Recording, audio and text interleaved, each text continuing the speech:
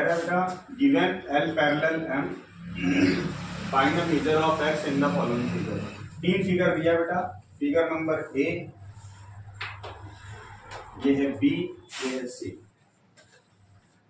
ए में दो लाइन है एल और एम पैरेलल लाइन, और एक तीसरी लाइन इसको कट कर रही है बेटा, इसको ट्रांसवर्सल लाइन बोलते हैं।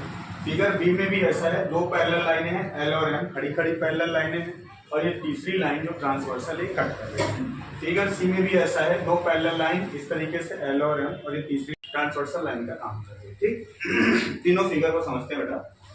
एक्स की वैल्यू फाइंड करना है, जो एंगल एक्स बना और ये जो 31 डिग्री बना है, एंगल का कौन सा इनका प्रॉपर्टी अप्लाई हो सकता है इसमें। हम देखेंगे बेटा x और 31 दोनों इक्वल होंगे, प्रॉपर्टी अप्लाई होगा, करेस्पॉन्डिंग एंगल क्या होगा। देखो दोनों की कंडीशन सेम है, दोनों का मुंह ऊपर की तरफ है, और ये भी एक लाइन के ऊपर है, ये भी लाइन के ऊपर है। ट्रांसवर्सल लाइन के लेफ्ट तरफ ये भी है, लेफ्ट तरफ ये भी है। अगर इनका ट्रांसवर्सल लाइन से भी डायरेक्शन अलग होता तो समझ में आता है कि चलो ठीक है करेस्पॉन्डिंग नहीं है, क्योंकि ट्रांसवर्सल लाइन के एक तरफ है बेटा, तो इसको करेस्पॉन्डिंग एंगल बोलेंगे। ठीक, अब यहाँ पे देखिए x और 53,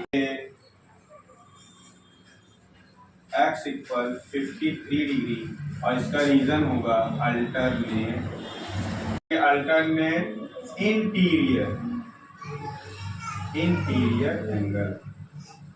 आगे देखिए सी वाले क्वेश्चन में आते हैं।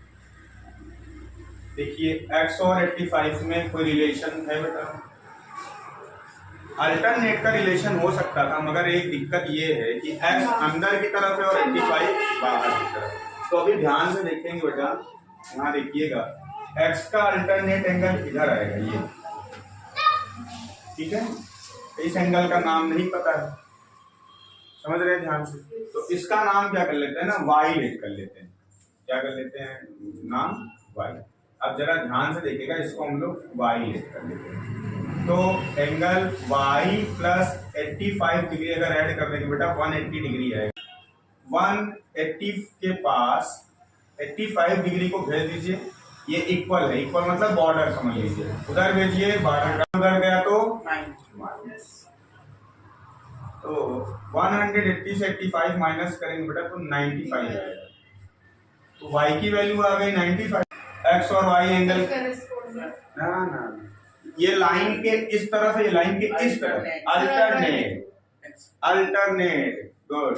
तो लिखेंगे देयरफॉर, नहीं लिखेंगे x इक्वल y, मैं शॉर्ट में लिख दे रहा हूँ बेटा, आप लोग डिटेल में लिखिएगा, अल्टरनेट इंटीरियर एंगल, और y की वैल्यू कितनी निकल के आई है 95, तो यहाँ y की जगह क्या रख देंगे नीचे 95, तो x की भी वैल्यू कितनी हो गई 95 डिग्री, और ये आंसर ये हो गया डायग्राम ए का सॉल्यूशन, ये डायग्राम बी का सॉल्यूशन, ये डायग्राम सी का सॉल्यूशन।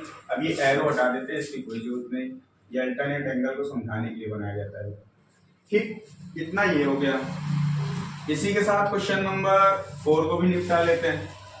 क्वेश्चन नंबर 4 में भी कह रहा है दो पैरेलल लाइन है L और M, ठीक, एक ट्रांसवर्सल लाइन है, टोटल 8 एंगल बन रहे हैं। इसको एंगल 1 नाम दिया गया, इसको 2, इसको 3, इसको 4, फिर यहाँ 5, एंगल 5, एंगल 6, एंगल 7, एंगल 8, और कह रहा है क्वेश्चन की एंगल 1 की वैल्यू 71 डिग्री है, बाकी सारे एंगल की वैल्यू बताइए। तो सारे रूल लगा दो, आराम से डायरेक्ट काम हो जाएगा। पहले ध्यान से देखो, एंगल 3 इक्वल एंगल 1 लिख देंगे, क्या रीजन बनेगा, वर्टिकल अपोजिट एंगल, ध्यान से देखिए एकदम सीधे वर्टिकल है। तो एंगल 1 की वैल्यू बेटा कितनी गिवन है 71 डिग्री, तो 3 भी कितना हो जाएगा 71 डिग्री। एक आ गया, एक आंसर आ गया, सारे एंगल फाइंड करने हैं।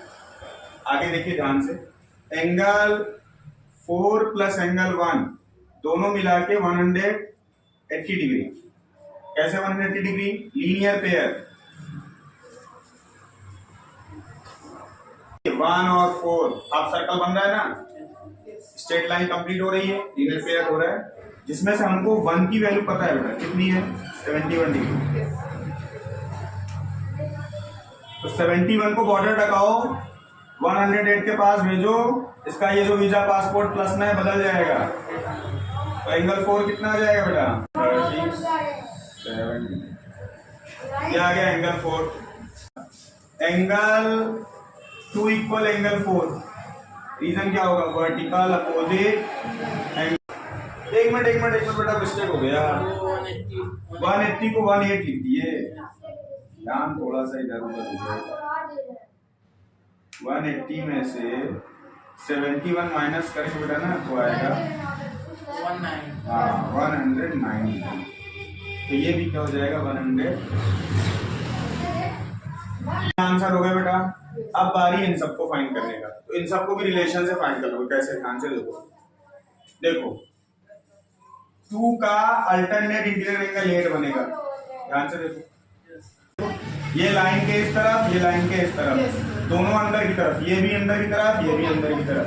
तो लिखेंगे बेटा angle 8 equal angle 2 alternate interior angle. Angle 8 equal 2 की वैल्यू कितनी है 190, तो 8 का हो गया 190। हाँ, अब ये 8 का कंप्लीट, 8 का आंसर आ गया, 8 का आंसर। अब 3 और 5 में करते हैं। 5 इक्वल एंगल 3, रीजन क्या होगा, अल्टरनेट इंटीरियर एंगल। 3 की वैल्यू कितनी आई है बेटा 71 डिग्री, तो एंगल 5 भी हो गया 71 डिग्री, आंसर हो गया। अब आगे देखिए ध्यान से, एंगल 2 और एंगल 6 को नजर रखो ध्यान से। 2 भी नीचे की तरफ है, 6 भी नीचे की तरफ, करेस्पॉन्डिंग एंगल है ना। तो लिखेंगे एंगल 6 इक्वल एंगल 2, ब्रैकेट में लिखेंगे करेस्पॉन्डिंग एंगल। अब एंगल 6 इक्वल एंगल 2 की वैल्यू कितनी है 109, तो एंगल 6 की हो जाएगा 100। लास्ट बच रहा है एंगल 7, तो देखो ध्यान से। अभी देखो एंगल 6 को 2 के करस्पॉन्डिंग लिखा, एंगल 6 को 8 का वर्टिकल भी लिख सकते थे आराम से, कोई भी प्रॉपर्टी यूज करो। अब यहाँ पे देखो 7 को 5 का वर्टिकल अपोजिट लिख सकते हैं।